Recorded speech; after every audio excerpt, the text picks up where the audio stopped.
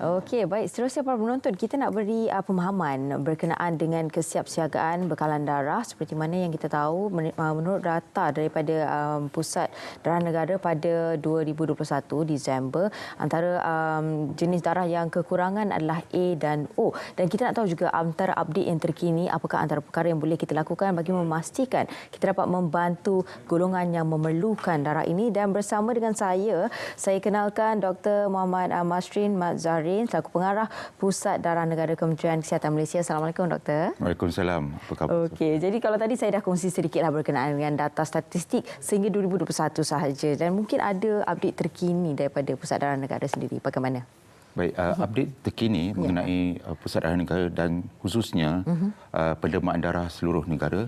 Sekarang ini negara mengalami situasi di mana bekalan stok darah, terutamanya kumpulan darah O, jenis O, dan kumpulan darah jenis A bawah paras yang selamat. Ya. So di setengah tempat dia paras berjaga-jagalah. So di situ keperluannya sentiasa diperlukan, di mana permintaan tinggi melebihi daripada pendermaan. So sekarang ni musim cuti sekolah, kan, dan akan datang kita akan bulan Ramadan, orang berpuasa. Jadi kita sedang mengatur strategi untuk meningkatkan paras untuk paras yang selamat. Okey, dan secara permulaannya juga kan, Doktor, apa antara perkara yang perlu kita tahu sekiranya kita ingin menderma darah secara asasnya? Ya. Okey, bila kita nak menderma darah, menderma darah ni kita perlu sihat. Yang pertama. So orang awam boleh mengetahui kriteria atau tempat di mana untuk menderma darah. Boleh layari laman rasmi web PDN, www.pdn.gov.my, ataupun di Facebook, media sosial rasmi untuk semua pusat darah tabung darah di seluruh negara lah.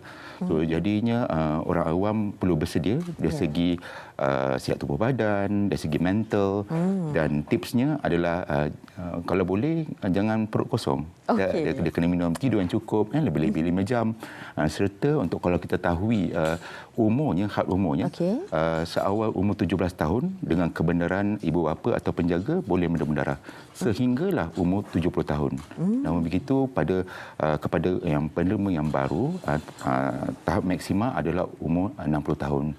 Provided that taraf kesihatan yang baiklah.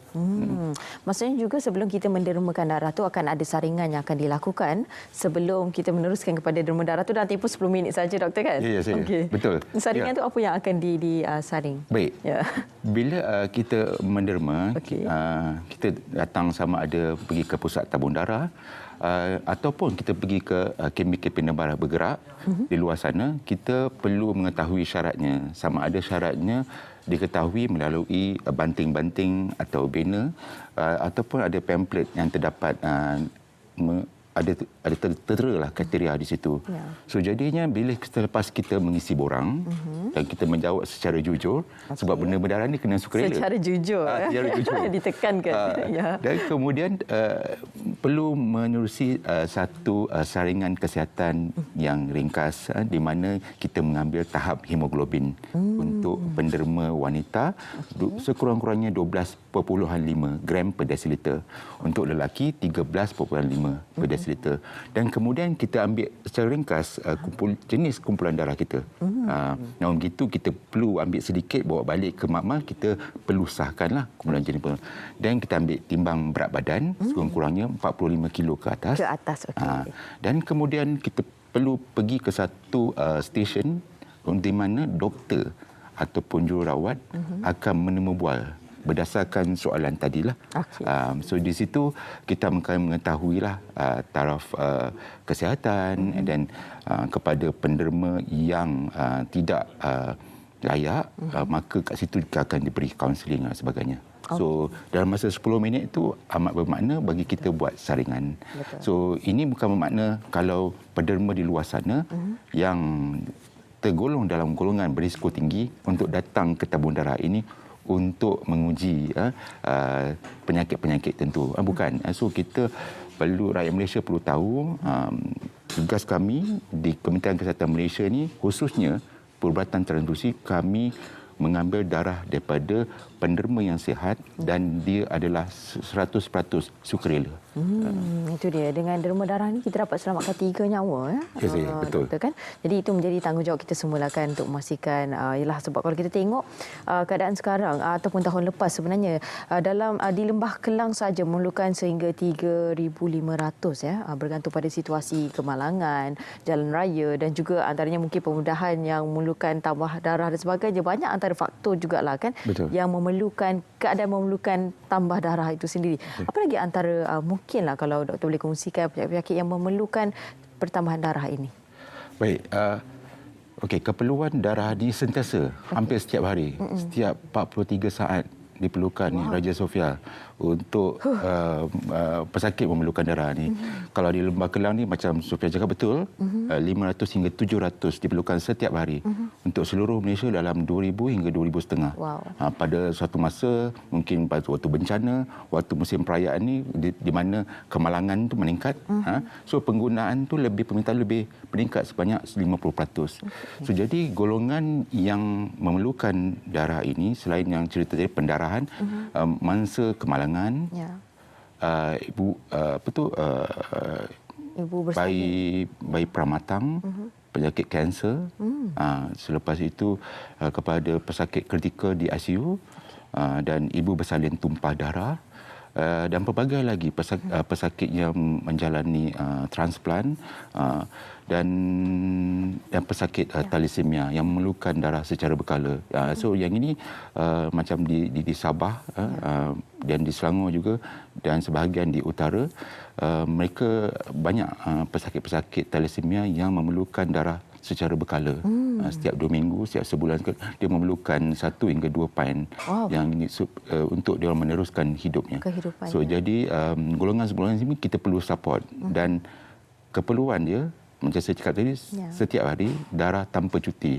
Darah tak pernah cuti, minta maaf saya. So itu yang tagline yang selalu digunakan, hashtag darah tak pernah cuti. Yang dimaksudkan sentiasa diperlukan dan kami di Kementerian Kesihatan ini committed untuk memberikan bekalan yang mencukupi, selamat dan berkualiti. Ya, bukan semestinya kita kena tunggu ada kempen baru kita boleh dermakan darah. Maksudnya boleh terus ke tabung darah negara saja untuk membuat derma ataupun bagaimana, doktor? Ya, bukan setakat saja kita perlu tunggu saja kempen sebab kita boleh menderma setiap 3 bulan sekali.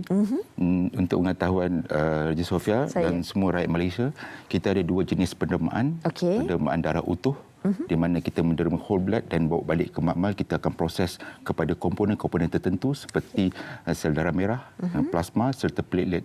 So iaitu penderma darah utuh, boleh menderma setiap 3 bulan sekali.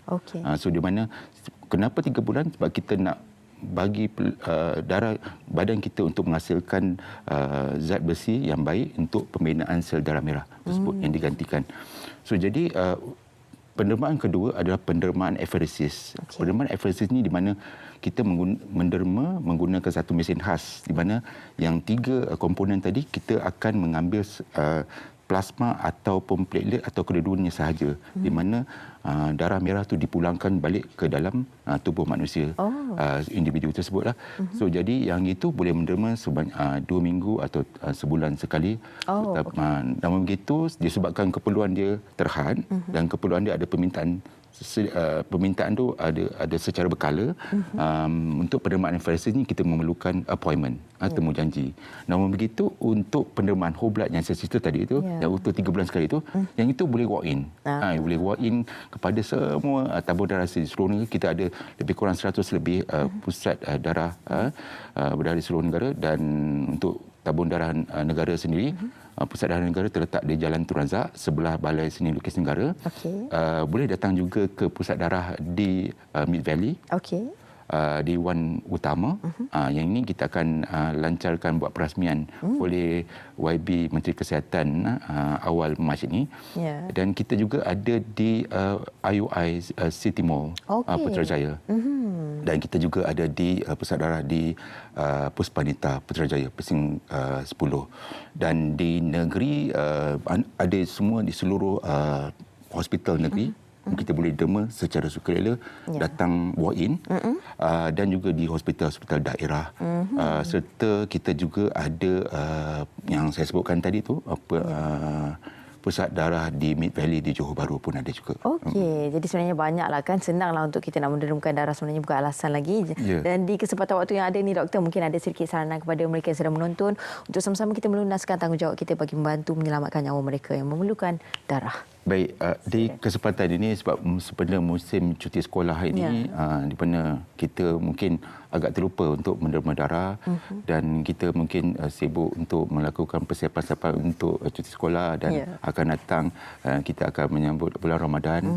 So lagi lebih kurang setengah bulan lagi itu untuk ni. Jadi kita rakyat Malaysia perlu tahu, perlu lunaskan tanggungjawab sosial untuk tampil ke tabung darah seluruh negara sebab darah tak pernah cuti. Mungkin sekarang ni kita sibuk, ada bercuti, ada pergi keluar negara. Jadi kalau yang tak sempat itu, kalau yang tak layak pun bolehlah wawarkan sebar luas mesej-mesej keperluan darah darah ini kepada rakan sekerja, family, sanak saudara, dan mungkin selepas ini ibu bapa di luar sana yang ada anak umur 17 tahun bolehlah ambil peluang ni lepas SPM tu galakkan anak lunaskan tanggungjawab sosial untuk menderma darah. So kita boleh menderma secara tetap dan seterusnya 3 bulan sekali. Itu dia. Baik, terima kasih saya ucapkan kepada Dr. Muhammad Masrin Mat Zahrin, merupakan pengarah Pusat Darah Negara Kementerian Kesihatan Malaysia. Terima kasih banyak doktor atas perkongsian tersebut. Dan jadi kita faham keperluan darah ini bukan setakat satu perkara saja, tapi banyak antara perkara-perkara yang memerlukan derma darah ini. Jadi itu merupakan tanggungjawab kita semua untuk memastikan kita dapat membantu menyelamatkan nyawa mereka, insya-Allah.